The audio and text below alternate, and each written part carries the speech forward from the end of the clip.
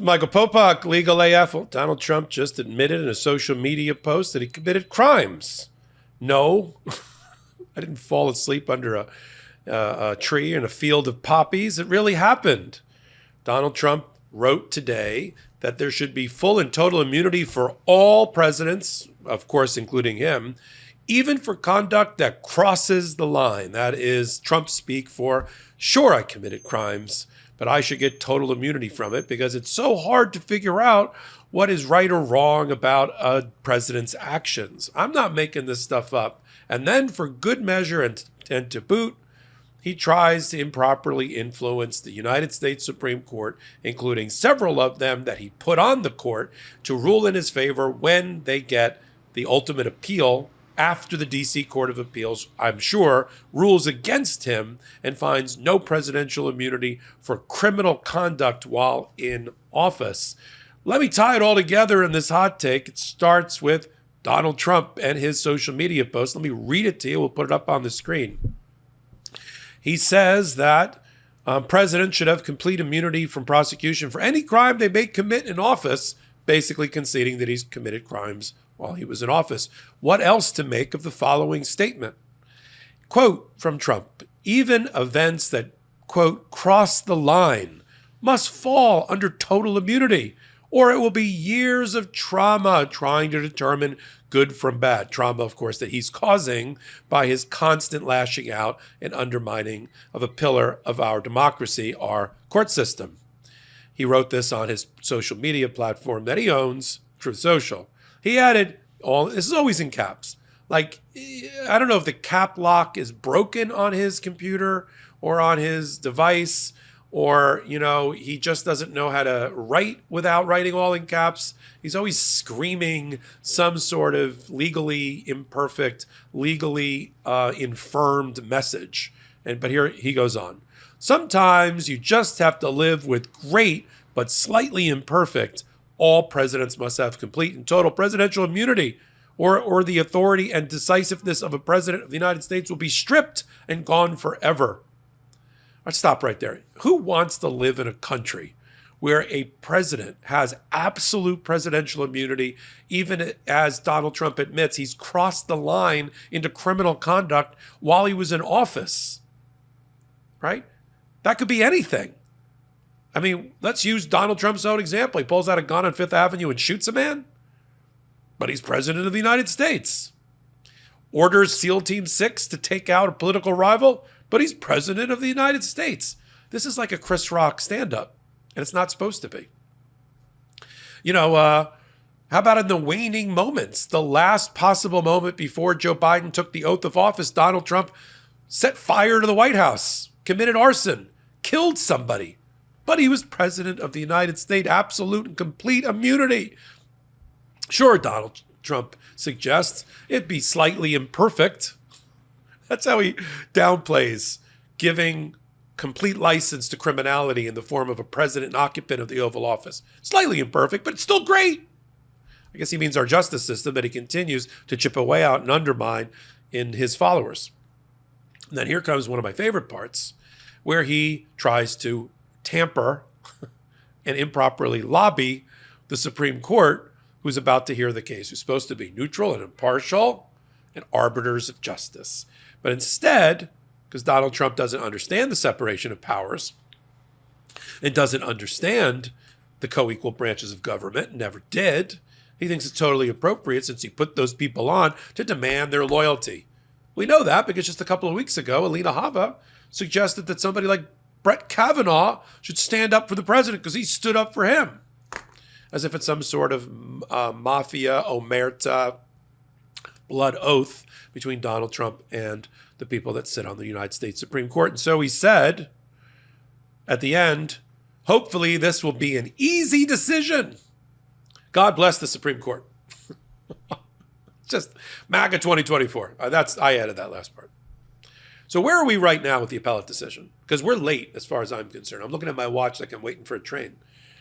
We're a little late. I thought that the 3-judge panel led by Judge Florence Pan would have already ruled based on the public vivisection of John Sauer, the lawyer for Donald Trump, where Judge Pan, as I joked before, ripped out his heart and showed it beating in her hand to him in a very insightful, right to the heart of the matter sniper question about SEAL Team 6, and completely destroyed and tied him up in knots, even in a way she may not have anticipated, but very, very quickly and right in front of her during oral argument.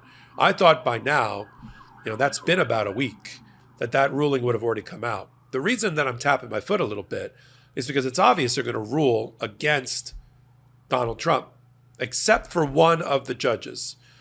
There's a little bit of an inkling that Judge Henderson, who's the G.W. Bush appointee, who was part of the 3-judge panel, may be a holdout here on how she's going to make her ruling. Why?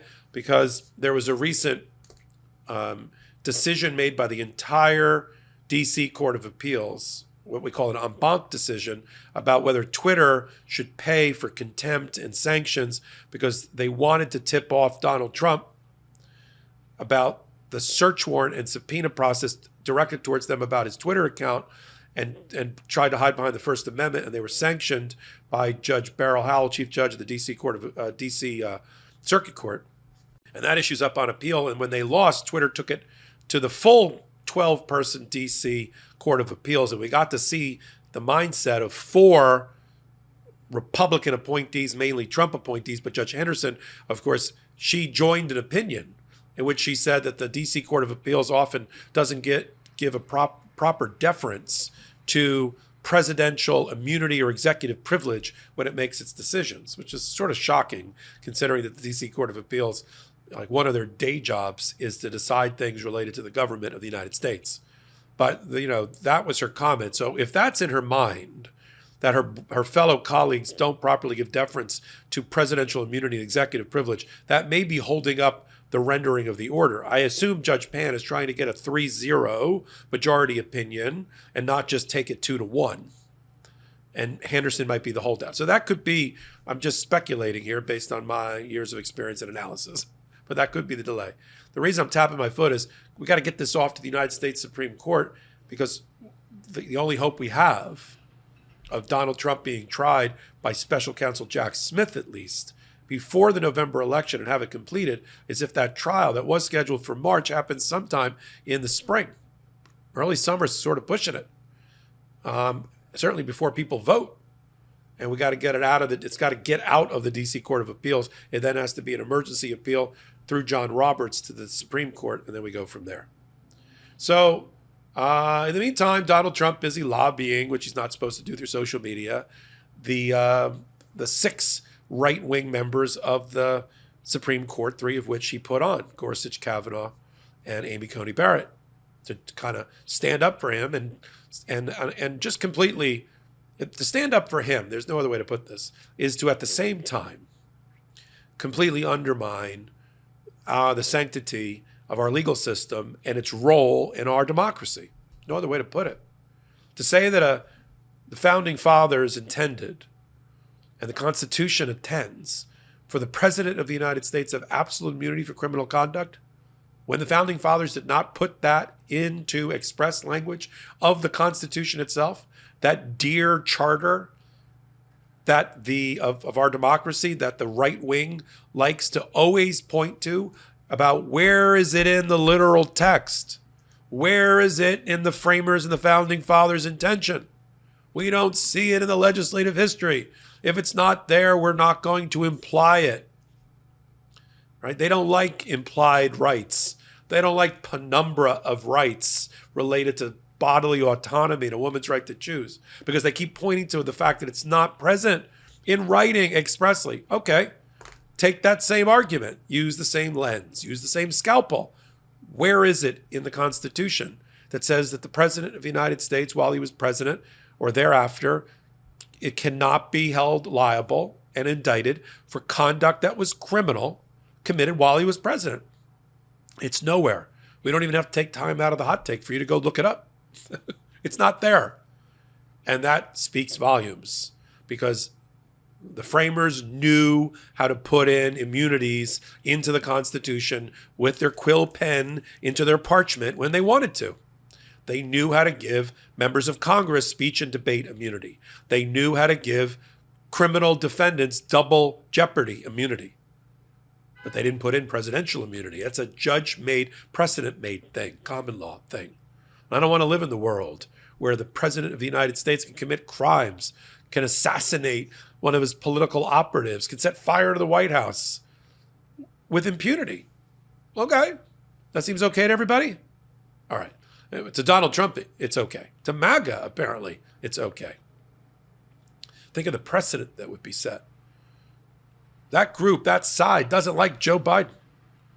They're going to like him a lot less if they set this new precedent that if he commits a crime while in office, he's absolutely immune. And Donald Trump likes to say, and he just said it in a social media posting, that it will undermine the decisiveness and the decision-making of the occupant of the office if he's got to worry, look over his shoulder about crossing the line and committing crimes and being held accountable, right? He says the authority and decisiveness of a president will be stripped and gone forever.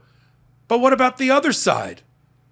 We want a license and an invitation for a president to commit any crime that he wants, knowing he can get away with it?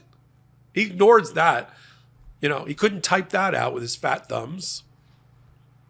I mean, it's just, even from a public policy standpoint, it makes absolutely no sense and is not the kind of constitutional republic that we were designed to live in. That's the social contract we were given. Or as Ben Franklin said when they asked, Mr. Franklin, what kind of government do we have? You know, when he was there in Philadelphia. And Ben Franklin famously quipped, it's a constitutional republic. If you can keep it, it's up to the people to keep it. It's only a piece of paper, right? All these things are just outlined in a piece of paper called the Constitution.